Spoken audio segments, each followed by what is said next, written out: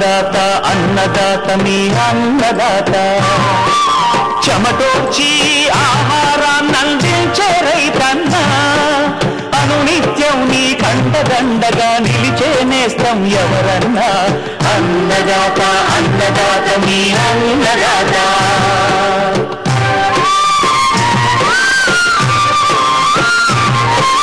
నూతన రీతుల సాగుబడికి నూరింతలు పెరిగే దిగుబడికి సూచనలిచ్చే సస్య రక్షణకు పశు పోషణకి శాస్త్ర విజ్ఞానం అందించి ముందుకు నడిపే తెలుగు రైతు భారతదేశానికి మకుటం అయ్యేలా తీర్చిదిద్దే ఆశయంతో మిమ్ము మేలు కొలిపేది అన్నదాత అన్నదాత అన్నదాత మీ అన్నదాత అన్నదాత అన్నదాత మీ అన్నదాత. నిత్యం ఉదయించే సూర్యునిలా క్రొత్త కాంతులతో సిద్ధమైంది ఈనాటి అన్నదాత. ఈ కార్యక్రమం ముఖ్య అంశాలు: సపోటా సాగు వివరాలు, వెన్నాము రొయ్య సాగు చేసే రైతులకు సూచనలు, మల్బరీ తోటల్లో చీడపీడలు నివారణ.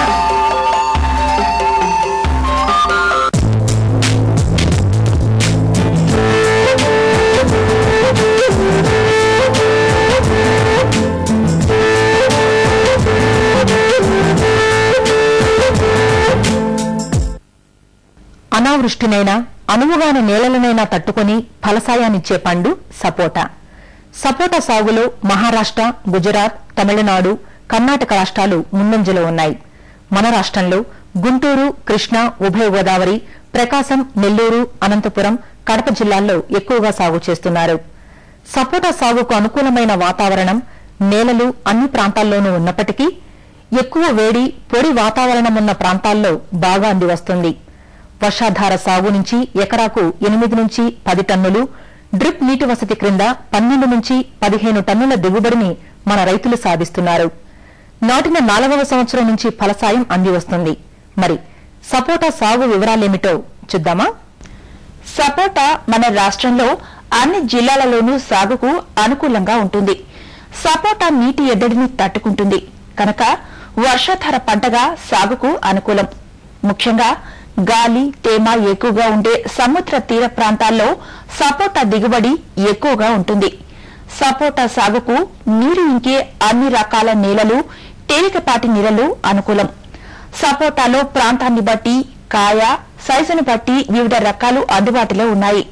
అందులో పాల, క్రికెట్ బాల్, ద్వారపూడి, కీర్తిపర్తి, కాలిపర్తి, పీకేఎం1, పీకేఎం3, డిహెచ్ఎన్1, డిహెచ్ఎన్2 వంటి రకాలు మన రాష్ట్రంలో సాగుకు అనుకూలం. సపోటా జూలై నుండి ఫిబ్రవరి మాసం వరకు నాటుకోవటానికి అనుకూలం. కొమ్మ అంటు పద్ధతి ద్వారా ప్రవర్తనం చేసిన అంటు మొక్కల్ని ఎంపిక చేసుకోవాలి. 10x10 మీటర్ల దూరంలో ఎకరాకు 40 మొక్కలు నాటుకోవాలి. మొక్క నాటుకోవడానికి 1x1x1 మీటర్ల లోతులో గుంతను తవ్వి గుంత నుంచి తీసిన మట్టికి 30 కిలోల బాగా చివికిన పశువుల ఎరువు, 2 కిలోల సూపర్ ఫాస్ఫేట్, 200 గ్రాముల పాలిటార్ పొడి మందును కలిపి గుంతను నింపుకొని అంట్లను గుంతల మధ్యలో ఉంచి అంటు భాగం భూమి పైకి ఉండే విధంగా నాటుకోవాలి. నాటిన మొక్కలకు చుట్టూ పాదులు చేసి నీరు పోసి మొక్కలు గాలికి ఒరవకుండా కర్ర ఊతనివ్వాలి. మొక్కలు కుదురుకున్నాక వేరుమూల నుండి పెరిగిన కొమ్మలను ఎప్పటికప్పుడు తొలగించాలి. సపోటాకు అందించే ఎరువులలో వయస్సును బట్టి మోతాదు మారుతుంది.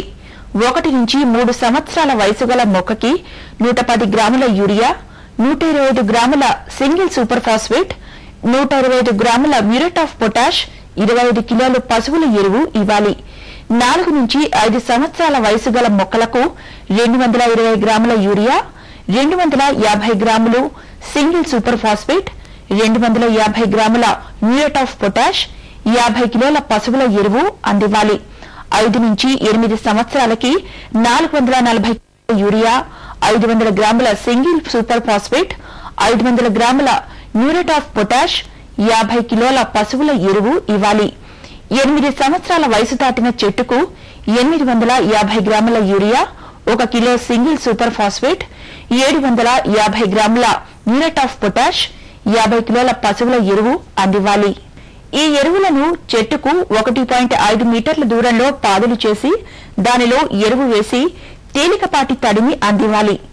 సపోటా చెట్లు నీటి ఎద్దడిని ఎక్కువగా తట్టుకుంటాయి కనుక మొక్కలు నాటిన 2 సంవత్సరాల వరకు వేసవిలో నీటి ఎద్దడి రాకుండా ప్రతి 15 రోజులకొకసారి తడి ఇవ్వాలి. ఎదిగిన చెట్లకు వేసవిలో 30 రోజులకొకసారి తడి ఇవ్వాలి. సపోటాలో 4 ఏళ్ల వరకు పూతను తొలగించి 5 లేక 6వ ఏట నుంచి కొయ్యవచ్చు. సపోటా పక్వతకు వచ్చిందని గుర్తించడానికి పక్వానికి వచ్చిన కాయల చర్మంపై గోకినప్పుడు కండ పైభాగం ఆకుపచ్చగా కాకుండా పసుపు పచ్చ రంగులో ఉంటుంది. పక్వానికి వచ్చిన కాయల చివరనున్న సన్నటి ముళ్ళు చేతితో తాకగానే ఊడిపోతుంది. వీటిని గమనించి సపోటా పక్వతకు వచ్చిందని నిర్ధారించుకుని కాయలను కోత చేయాలి. సాధారణంగా 10 సంవత్సరాల వయసు ఉన్న చెట్లకు 1000 నుంచి 1500 కాయలు, 25 సంవత్సరాల పైబడిన చెట్లకు 2000 నుంచి 2500 కాయల దిగుబడి సంవత్సరంలో పొందవచ్చు.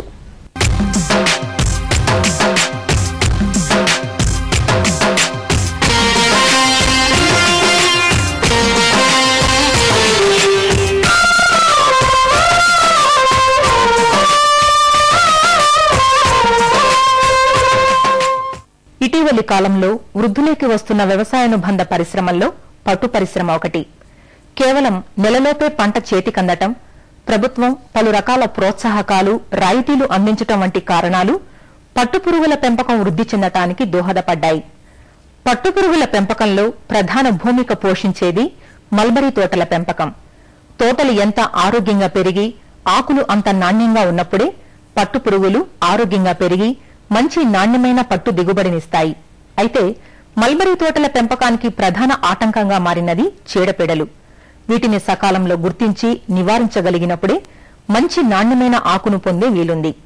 మల్బరీని ఆశించిన చీడపీడలు, వాటి నివారణ గురించిన సమాచారాన్ని మనకందిస్తున్నారు పశ్చిమ గోదావరి జిల్లా ఏలూరు పట్టు పరిశ్రమ సంయుక్త సంచాలకులు మనోహర్.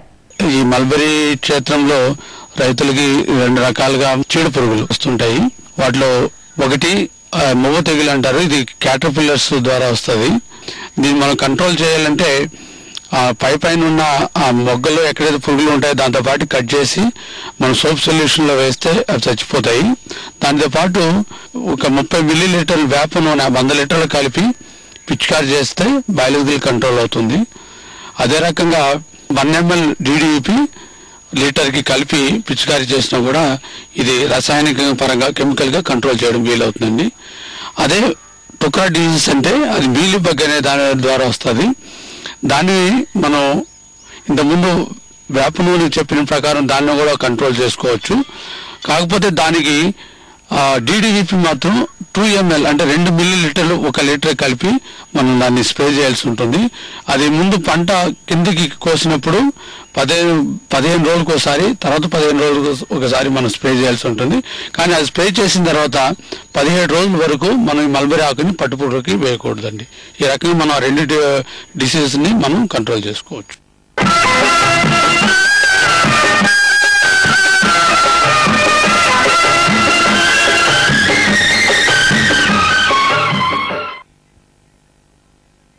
శాస్త్ర పథంలో పయనించే రైతు లోకానికి దిక్సూచి మీకోసం.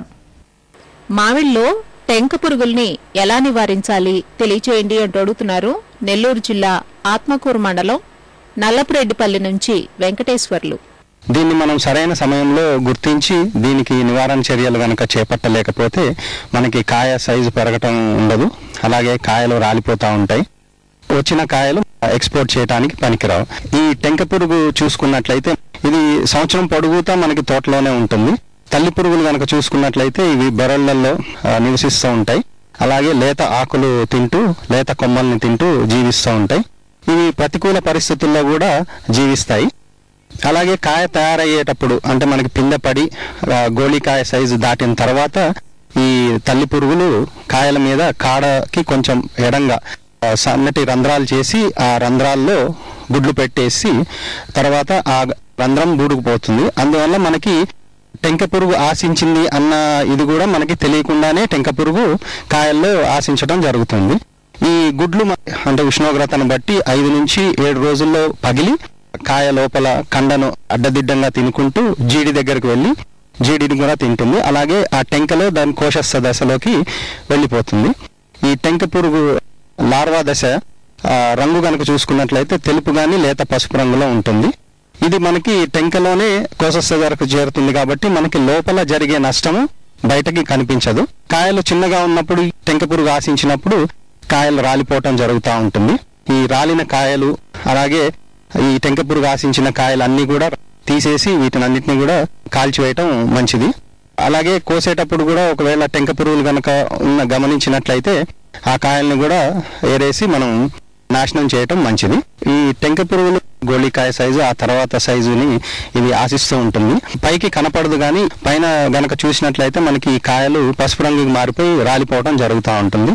లేదా కాయ సైజు పెరగకుండా అలానే ఉండిపోతాయి. అది ముఖ్యంగా నీలమ్ము తోతాపురిలో ఈ టెంక పురుగు ఉధృతి చాలా ఎక్కువగా గమనించడం జరిగింది. దీనికి నివారణ గనక చూసుకున్నట్లయితే గోళీకాయ సైజు ఉన్నప్పుడు ఫెంథియాన్ అనే మందు 1 ml లీటర్ నీటికి లేదా క్లోరిపైరిఫాస్ 2.5 ml లీటర్ నీటికి 15 రోజుల వ్యవధిలో మార్చి ఏదో ఒక మందు గనక పిచికారీ చేసుకున్నట్లయితే దీని ఉధృతిని చాలా వరకు మనం తగ్గించవచ్చు. అలాగే మిగతా సమయాల్లో ఇది తోటలోనే బెరళ్లలో ఉంటుంది. మనం తొలకరి వర్షాలు పడ్డ తర్వాత మందు పిచికారీ చేసేటప్పుడు కాండం మొత్తం కూడా తడిచేటట్లు బెరళ్లలో కూడా మందు పోయేటట్లు పిచికారీ చేసుకున్నట్లయితే ఈ తల్లి పురుగుల్ని మనం నాశనం చేయొచ్చు. ఇలా చేసినట్లయితే కూడా మనకి టెంక పురుగు కాయ దశలో నివారించుకోవడానికి అవకాశం ఉంది.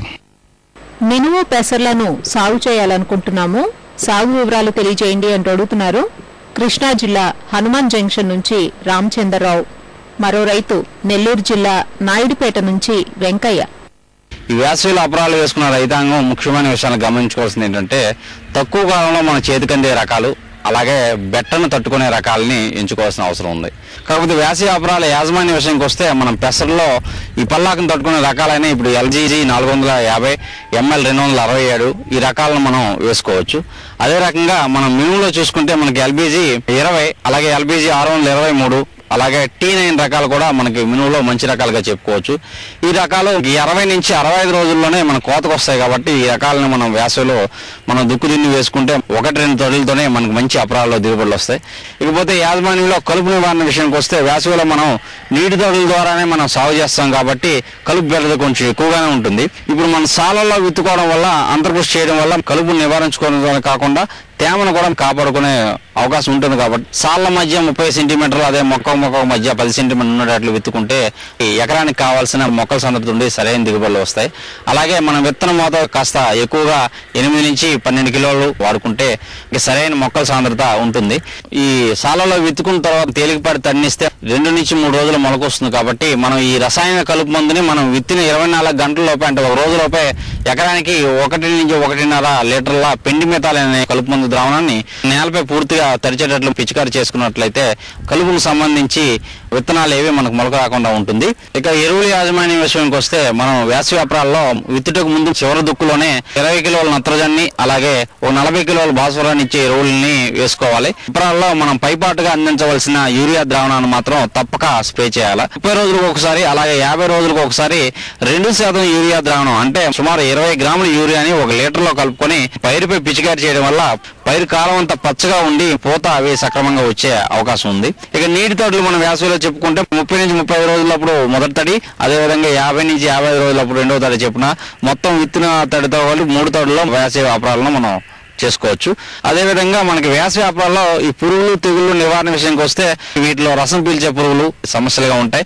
వీటి నివారణ విషయానికి వస్తే తొలి దశలోనే వీటిని మనం గుర్తించుకోగలిగినట్లయితే మొదటగానే మోనోక్రోటోఫాస్ కానీ ఎసిఫేట్ కానీ ఈ డైమిథియేట్ కానీ వంటి అంతర్వాహిక క్రిమి కీటకనాశనాలను మనం చల్లుకోవడం వల్ల ఈ రసం పీల్చే పురుగుల నుంచి తట్టుకోగలుగుతాం. అదేవిధంగా వేసవిలో తెగులు విషయానికి వస్తే బూజు తెగులు అంతగా కనిపించదు. ఒకవేళ బూజు తెగులు మనకు కనిపించినట్లయితే కార్బన్డైజం 1 గ్రాము 1 లీటర్ నీటి కలుపుకొని పిచికారి చేసి కూడా మనం వేసవి అపరాలను కాపాడుకోవచ్చు. మార్చి 15 నుంచి మార్చి నెలాఖరు వరకు అలాగే ఏప్రిల్ మొదటి పక్షం వరకు కూడా ఈ వేసవి అపరాలని రైతాంగం వీలుని బట్టి వేసుకుంటే వేసవిలో తక్కువ సమయంలోనే మంచి దిగుబడిని పొందే అవకాశం ఉంది. బెండ సాగు చేస్తున్నాము, ఈ పైరులో ఆశించే పురుగుల నివారణకు సస్యరక్షణ ఎలా చేపట్టాలో తెలియచేయండి అంటూ అడుగుతున్నారు వరంగల్ జిల్లా బచ్చన్నపేట నుంచి వెంకటేష్. రసం పీల్చే పురుగుల్లో ముఖ్యమైనవి తెల్లదోమ, దీప పురుగులు మరియు ఎర్రనల్లి. మొక్కలు పూత రాకముందే ఈ తెల్లదోమ మొక్కలను ఆశించడం జరుగుతుంది. ఈ తెల్లదోమ యొక్క పిల్ల మరియు తల్లి పురుగులు ఆకుల అడుగు భాగంలో చేరి రసం పీల్చడం వలన ఆకులు పసుపు రంగులోకి మారటం జరుగుతుంది. అంతేకాకుండా పల్లాకు తెగుళ్లను వ్యాపింపచేస్తాయి. పల్లాకు తెగులు లక్షణాల్లో ముఖ్యమైనవి ఆకులు మరియు ఈనెలు పసుపు రంగులోనికి మారి కాయలు గిరుసుబారిపోవటము జరుగుతుంది. వీటిని సమగ్ర సస్యరక్షణ చర్యల ద్వారా నివారించుకున్నట్లయితే గనక ఈ తెల్లదోమను నివారించుకోవచ్చు. ఈ పల్లాకు తెగులుకు తట్టుకునే శక్తి గల వంగడాలైనటువంటి అర్కా అనామిక, అర్కా అభయ్ మరియు పూసాక్రాంతి వంటి రకాలను ఎంపిక చేసుకోవాలి.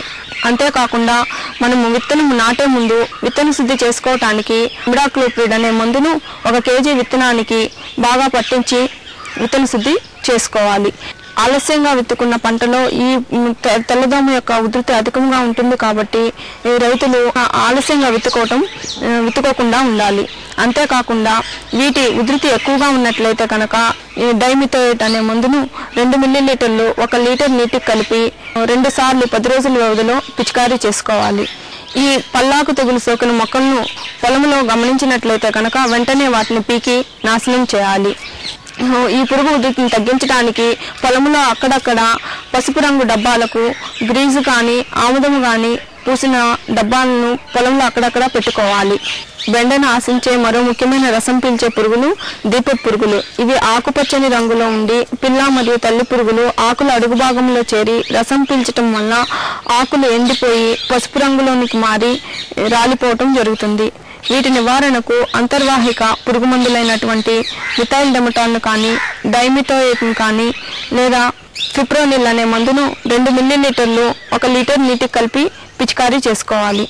పంట చివరి దశలో ఎర్రనల్లి అనే పురుగు అనే రసం పీల్చే పురుగులు కూడా ఆశించడం జరుగుతుంది. ఇవి కూడా చిన్న మరియు సన్నని పురుగులు ఆకు అడుగు భాగంలో చేరి రసం పీల్చడం వలన ఆకులు పసుపు రంగులోనికి మారటం జరుగుతుంది. ఆకుల పై భాగంలో సన్నని తెల్లని మచ్చను గమనించుకున్నట్లయితే గనక ఈ పురుగు పంటను ఆశించినట్లు మనం గమనించుకోవచ్చు. పురుగు యొక్క ఉధృతి ఎక్కువగా ఉన్నట్లయితే కనుక ఆకుల వెనక భాగంలో ఇవి పురుగులు గుంపులుగా చేరి వెనక తెల్లని గూడులాగా ఏర్పడటం కూడా గమనించుకోవచ్చు. దీని నివారణకు రైతులు నీటిలో కరిగే గంధకం పొడిని 3 గ్రాములు 1 లీటర్ నీటికి కలిపి పిచికారీ చేసుకోవాలి. లేదా డైకోఫాల్ అనే మందును 5 మిల్లీలీటర్లు లీటర్ నీటికి కలిపి పిచికారీ చేసుకోవాలి. బెండను ఆశించే పురుగుల్లో ముఖ్యమైనది మొవ్వు మరియు కాయ తొలుచు పురుగు. ఇది మొక్కలు మొలకెత్తిన దశ నుంచి కాయలు కోతకు వచ్చే దశ వరకు ఆశించటం జరుగుతుంది. కాయతొలుచు పురుగుల ఉనికిని గమనించేందుకు ఎకరాకు 4 లింగాకర్షక బుట్టల్ని అమర్చుకోవాలి. ఎకరాకు 20,000 చొప్పున ట్రైకోగ్రామా బదనికలను పూత దశలో వారానికి ఒకసారి చొప్పున 4 సార్లు విడుదల చేయాలి. పొలంలో ఇవి ఉన్నప్పుడు పురుగు మందులు వాడకూడదు. పంటకాలంలో మధ్య 3 నుంచి 4 సార్లు 5% వేప కషాయం లేదా 5 మిల్లీలీటర్ల వేప నూనె, కొద్దిగా సబ్బు పొడి, లీటర్ నీటికి కలిపిన ద్రావణాన్ని పిచికారీ చేయాలి. ఇలా చేయడం వల్ల పురుగులు ఆదిలోనే అణిచివేయబడతాయి. పచ్చ పురుగు, లద్దె పురుగులకు సంబంధించిన 250 లార్వల్ ఈక్వెలెంట్ల ఎన్పీవీ ద్రావణాన్ని పిచికారీ చేసి కాయతొలుచు పురుగుల్ని అరికట్టవచ్చు. పురుగు మందులు పిచికారీ చేయాల్సి వస్తే 2 మిల్లీలీటర్ల మలాథియాన్ లీటర్ నీటికి కలిపి పిచికారీ చేయాలి. మందులు వాడడానికి ముందుగా పుచ్చు కాయల్ని, పురుగు ఆశించిన కొమ్మల్ని ఆ ప్రాంతం నుంచి 1 అంగుళం క్రింద వరకు తుంచివేయాలి.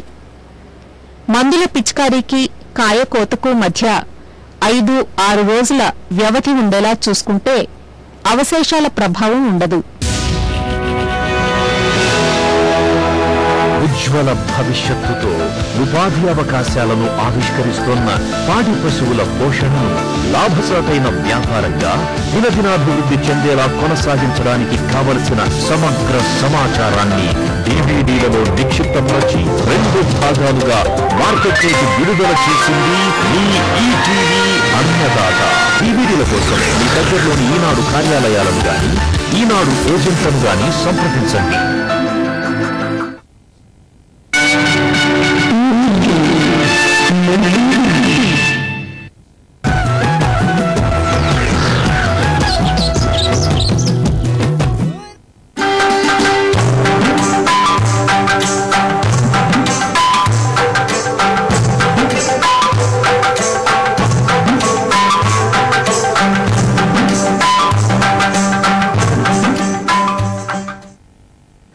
ఉప్పునీటి చెరువుల్లో టైగర్ కు ప్రత్యామ్నాయంగా 3 ఏళ్ల క్రితం అందుబాటులోకొచ్చిన వెన్నామీ రొయ్య కొన్నేళ్లుగా ముప్పును ఎదుర్కొంటోంది.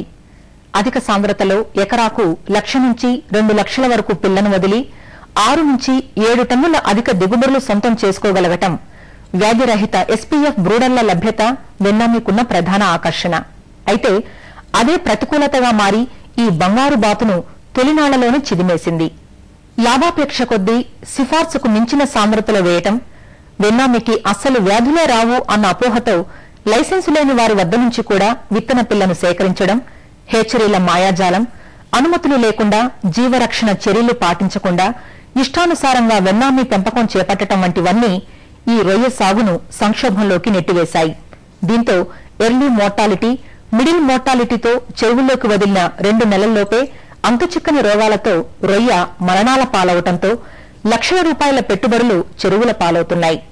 దీనికి తోడు 20 పీపీఎం సెలినిటీ ఉన్న ఉప్పు నీటిలో బాగా అందివచ్చే వెన్నామీని చప్పనీటిలోనూ సాగు చేస్తున్నారు చాలా మంది.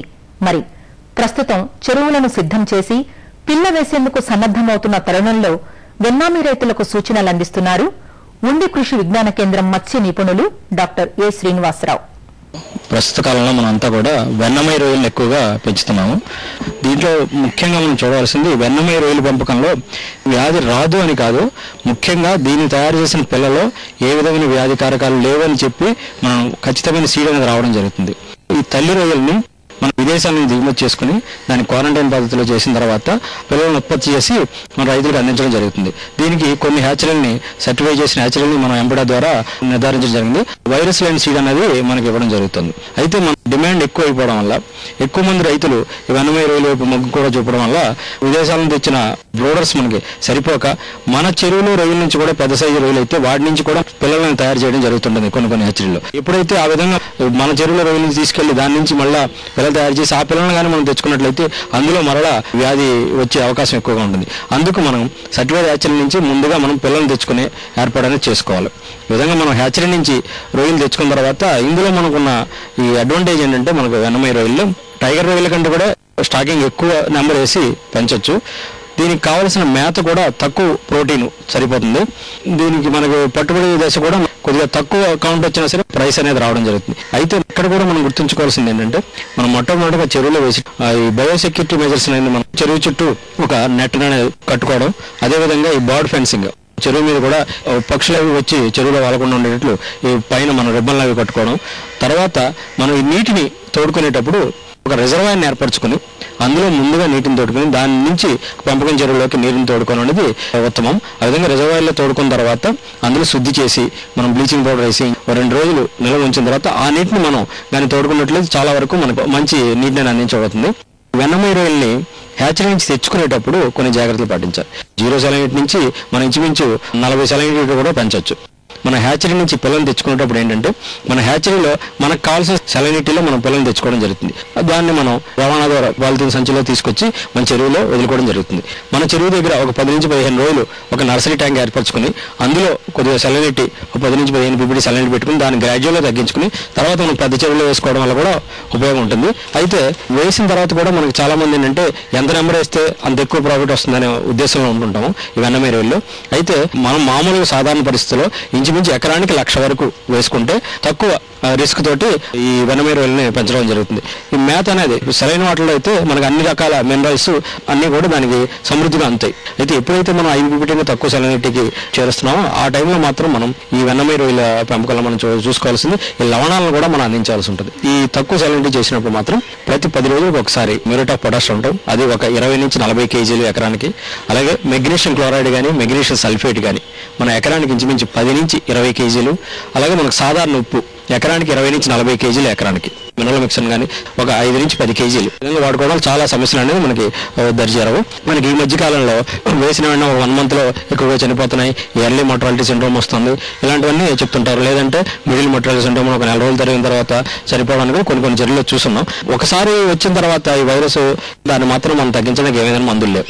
బాగా ఎక్కువ అలవాటు ఈ ప్రోబయోటిక్స్ ఎక్కువ వాడుతుంటాం. ఈ వాటర్ క్వాలిటీలో అమ్మోనియా ఇలాంటివన్నీ కూడా ఎక్కువ కాకుండా ఉండడం గురించి రెగ్యులర్ గా వాడడం జరుగుతుంది.